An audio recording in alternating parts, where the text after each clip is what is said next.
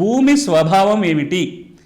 Classification of land అంటారు. భూమికి nature of land అని ఉంటుంది, క్లాసిఫికేషన్ ఆఫ్ ల్యాండ్ అని ఉంటుంది. నేచర్ ఆఫ్ ల్యాండ్ అంటే మన కళ్ళ కనపడదాన్ని బట్టి భూమి ఏంటో చెప్పటం. అది తరి భూమా, మెట్ట భూమా, చలకనా, పొలమా, అది మనం చూస్తే తెలిసిపోతుంది.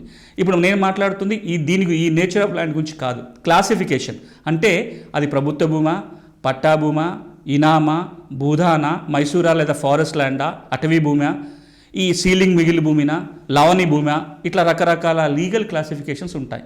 ఇందులో మీ భూమి ఏ క్లాసిఫికేషన్ చెందింది అని తెలుసుకోవాలి. ఎట్లా తెలుసుకుంటారు? 2-3 రికార్డ్స్ చూడాలి. మొట్టమొదట చూడాల్సింది సేత్వార్లో భూమి స్వభావంలో ఏమని రాస్తుంది. అది ప్రభుత్వ భూమి అని ఉందా, ఇనామని. అందుకంటే సేత్వార్ ప్రకారం 2 రకాల క్లాసిఫికేషన్స్ ఉంటాయి. గవర్నమెంటు లేదా ఇనాం, సర్కారీ లేదా ఇనాం అని ఉంటుంది అంతే, ఇంక వేరే క్లాసిఫికేషన్ ఉండదు. సర్కారీ అని రాసుండి ఇక్కడ పక్కన ఎవరైనా పేరు రాసుంది అంటే దాన్ని మనం పట్టాభూమిగా భావించాలి. అందులో ఏముందో చూడాలి. ఇప్పుడున్న పహానీ నకల్లో భూమి స్వభావం ఏముందో చూడాలి. అంటే ఇప్పుడు ఏం రాస్తుంది పహానీలో.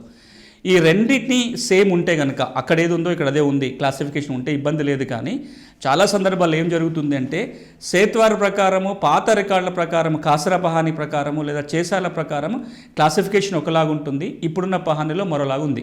ఇప్పుడు పట్టా భూములను కొనుగోలు చేసి ఉంటారు. బూరికాళ్ళ పక్షాలు చాలామంది చెప్పారు ఇది పట్టా ల్యాండ్ కాదు, ఇది కేకే ల్యాండ్ అని ఉంది అంటే ఖరీజ్ ఖాతా గవర్నమెంట్ ల్యాండ్ అని చెప్తున్నారు. లేదా ఇది దేవాదాయ భూములని ఇప్పుడు చెప్తున్నారు. ఇది భూదాన్ భూములని తేలుతున్నాయి. కాబట్టి మీరు ఇప్పుడే పరిశీలించి చూసుకోవాల్సింది ఏంటంటే పహానీ ప్రకారం క్లాసిఫికేషన్ ఏముంది, సేత్వార్ ప్రకారం ఏముంది, కాసరా పహానీ ప్రకారం ఏముంది, సేసాల పహానీ ప్రకారం మీ క్లాసిఫికేషన్ ఏముంది అనేది వెరిఫై చేసి చూడాలి.